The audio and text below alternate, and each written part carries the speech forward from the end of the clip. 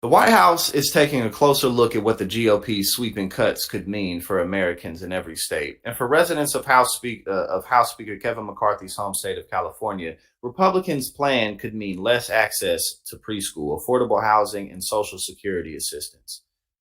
According to a new White House fact sheet, the bill's House Republicans had put forward to rein in spending as part of a debt ceiling increase could have, quote, devastating impacts for Californians. California would see a $9 billion drop in federal grant dollars, per the analysis from the Office of Management and Budget, leading to cuts in childcare and making housing in college more expensive. If the cuts were to go through, that would mean 68,500 fewer preschool and childcare slots and 107,000 Californians losing help with rent, according to the White House. It would also mean that 6.9 million senior citizens and people with disabilities would contend with longer wait times when calling for Social Security and Medicare help.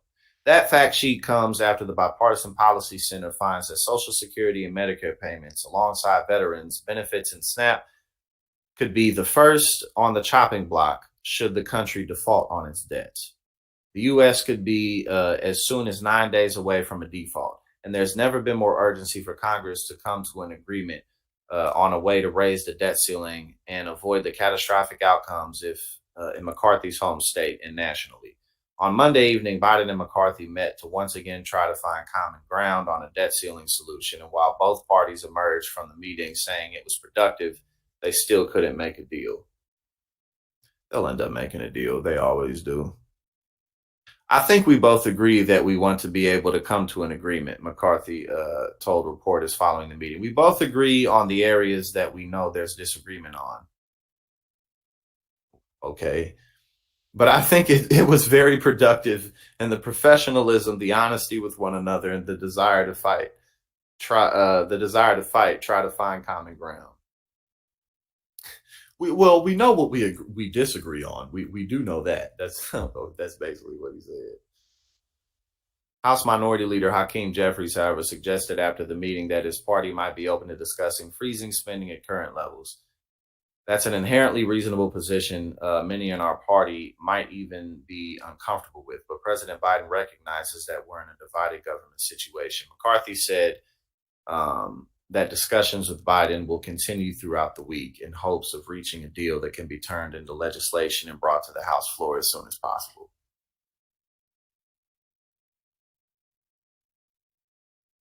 It's unclear if Biden or McCarthy will make any compromises over the next few days to stave off a default. Of course they will. The president has to get serious. It's 10 days out with him defaulting on the debt, McCarthy wrote on Twitter on Monday. I have been clear from the very beginning. Democrats' addiction to spending led to skyrocketing inflation. No, it didn't. Shut up. The dependence on China. Okay, and again, whenever Republicans say this, I mean, Democrats are very guilty of it too. But it's like, oh, okay, so Republican lawmakers weren't the ones who were allowing all of our manufacturing to go to countries like China. No, yes, you were. So, of course, that's nonsense. And record debt. Now, and of course, Republicans don't contribute to the debt either. Of course they do. Now, Washington must spend less. He said, look, we got to spend less money. Y'all going to just have to lose y'all benefits and deal with it.